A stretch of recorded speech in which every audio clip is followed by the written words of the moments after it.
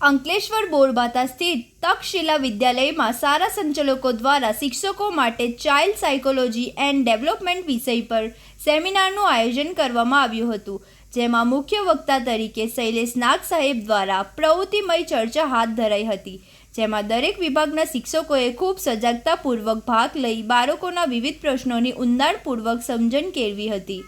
Seminar દરમિયાન શૈલેષ નાગ સાહેબે પ્રવૃત્તિમય અને માર્ગદર્શક ચર્ચા હાથ ધરી, જેમાં બાળકોના માનસિક વિકાસ, વર્તણૂક અને શૈક્ષણિક પડકારોને સમજવા અંગે વિસ્તૃત માર્ગદર્શન આપવામાં આવ્યું હતું.